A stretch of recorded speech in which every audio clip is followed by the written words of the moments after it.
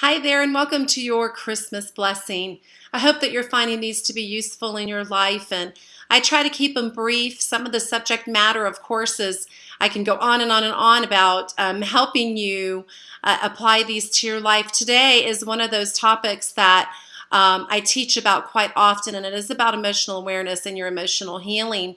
We none of us get by unscathed in this life. From early on in our experience, we experience traumatic events, loss, grief, sadness, anger, bitterness, and feeling victimized by life at times. And I want to encourage you to do the work necessary. I know many of you have. If you're part of my subscribing list, then I know, or a client of mine, then I know that you've worked really hard at healing your emotions. And I want to encourage you to keep doing that work. And sometimes it becomes such an embedded part of our life story, in our thoughts and in our language about what we've experienced that's been negative, that and it's not by accident. The brain tends to focus on what's negative first rather than what's positive, to keep us on guard, to keep us stuck in patterns, to protect us somehow. So it's easier to focus on the negative sometimes than the positive, and it becomes part of our story. And oftentimes, and I fell prey to this myself, we become addicted to telling the story because we haven't healed that part of ourselves. And so part of the healing process is making the decision that you don't want to suffer anymore. See, we all have emotional pain.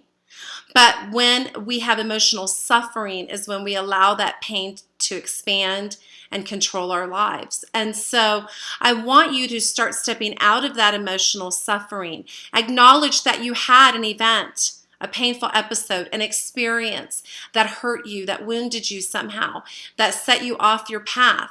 I do believe that no matter what you experience emotionally, physically, spiritually, mentally, that it can benefit you.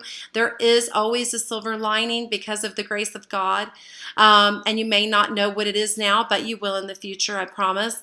Or even in the next life, you'll understand how things benefited you, even the hard times. And so, but I want you to believe that you don't have to suffer anymore. That there comes a point when it's our choice to stay in that story and in that pain and in that suffering. So when you can start separating your emotions from the event that happened to you, that is the beginning of being able to find your freedom from the suffering.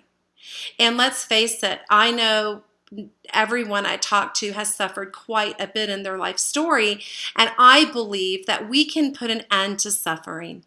Not that we'll ever be able to put an end to painful things that we experience in life. That's just the human physical experience.